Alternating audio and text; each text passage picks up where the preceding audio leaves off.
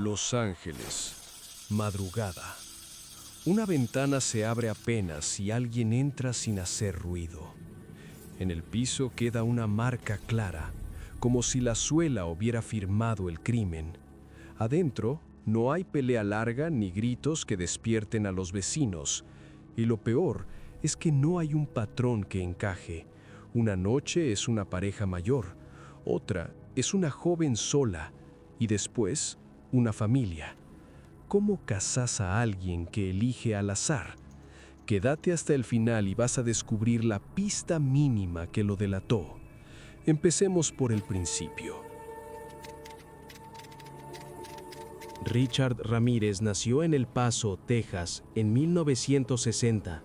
Su infancia no fue tranquila y desde chico convivió con violencia, golpes y un ambiente pesado.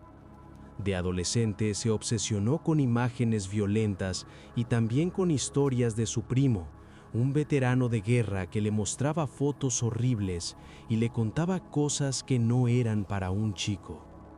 Con los años, Richard se fue alejando de todo lo normal: trabajos cortos, noches largas, robos chicos y una vida cada vez más desordenada.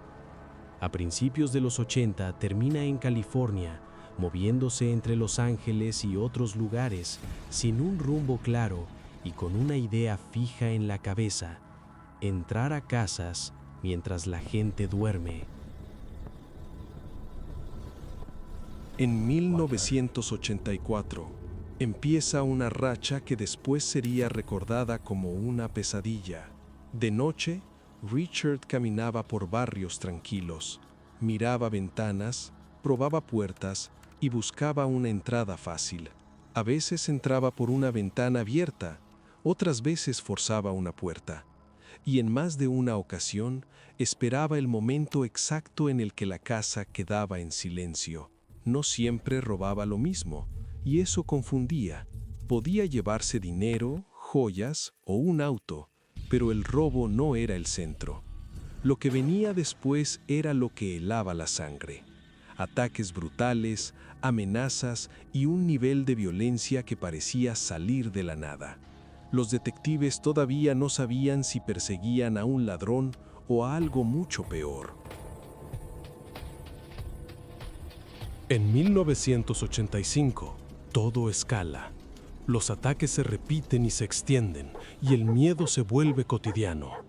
La gente empieza a dormir con luces prendidas, con palos al lado de la cama y con ventanas trabadas como si fueran cajas fuertes. Lo inquietante es que Ramírez no seguía una regla simple. Podía atacar en un barrio acomodado y después en otro más humilde. A veces usaba un arma, otras veces un cuchillo y también objetos de la misma casa.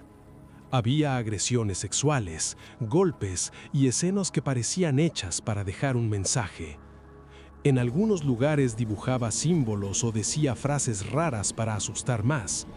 Y mientras la ciudad se llenaba de rumores, él seguía entrando como si nadie pudiera pararlo. Lo que empieza a romper el misterio son los sobrevivientes. En varios ataques, algunas víctimas logran vivir y cuentan detalles que los policías no tenían. Describen un hombre delgado, con mirada intensa, con el aliento horrible y los dientes muy deteriorados. Hablan de una voz particular y de un modo de moverse que parecía seguro, como si ya hubiera hecho eso 1000 veces.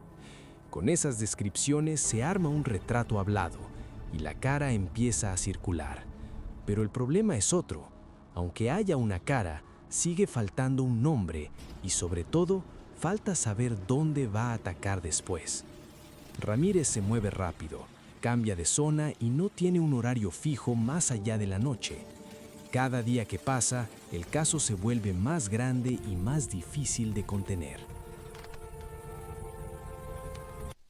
Ahí entra la parte fría y silenciosa de la investigación, las huellas y las marcas que no mienten. En varias escenas aparecen pisadas claras, como un sello repetido. Los peritos notan algo raro: no es cualquier suela, parece un modelo específico de zapatilla. Eso importa, porque en ese momento no todo el mundo usaba las mismas marcas y algunas eran bastante poco comunes. También aparecen huellas dactilares en objetos y autos robados, y eso permite empezar a cruzar datos entre ciudades. Lo que parecía una serie de hechos sueltos empieza a unirse con hilo firme. Ya no es un atacante desconocido, ahora es una misma persona dejando rastros, y esos rastros, paso a paso, van apretando el cerco. En agosto de 1985 ocurre un quiebre clave. La cara del sospechoso se vuelve pública y el miedo cambia de forma. Ya no es un monstruo invisible, es un tipo real que podría estar en la calle de al lado. La gente empieza a mirar a los desconocidos con otro ojo y algunos lo reconocen por detalles muy concretos. Mientras tanto, los detectives siguen empujando por el lado forense. La idea es simple. Si Richard sigue robando autos, dejando huellas y repitiendo su forma de entrar, tarde o temprano se va a equivocar. Y se equivoca. En esos días, Ramírez se mueve desesperado, como si sintiera que el aire se le acaba. Y cuando un cazador entra en pánico, comete errores que antes no cometía. El 31 de agosto de 1985, Richard Ramírez queda expuesto. En un barrio del este de Los Ángeles, varias personas lo reconocen en la calle. Él se da cuenta y sale corriendo. Intenta escapar como puede. Cruza calles, se mete entre casas y busca un auto para huir. No te muevas, quédate ahí. Pero esta vez no es solo la policía la que lo persigue. La gente lo acorrala, lo rodea y lo derriba. Le pegan, lo retienen y lo mantienen ahí hasta que llegan los oficiales. Es un final caótico para alguien que siempre atacaba en silencio. El Night Stalker, el que entraba sin ser visto, termina atrapado a plena luz y frente a todos. Y en el momento en que lo esposan, el caso cambia para siempre. Con Ramírez detenido, empieza el camino largo del juicio. La investigación ya tenía piezas fuertes: huellas, objetos robados, testimonios de sobrevivientes y conexiones entre escenas de crimen que antes parecían lejanas. En el tribunal, su actitud también llama la atención. A veces se muestra desafiante, busca provocar y juega con la idea de ser una figura oscura. Pero el juicio no va de su personaje, va de lo que hizo y de lo que se pudo probar.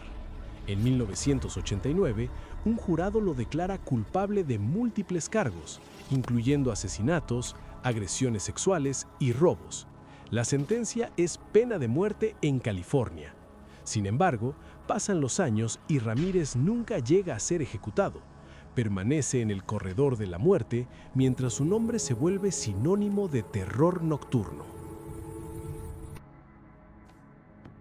Lo que quedó probado es que Richard Ramírez fue el autor de una serie de ataques en 1984 y 1985, y que pudo entrar a casas de noche, matar, agredir y robar, mientras dejó rastros que lo conectaron con los hechos.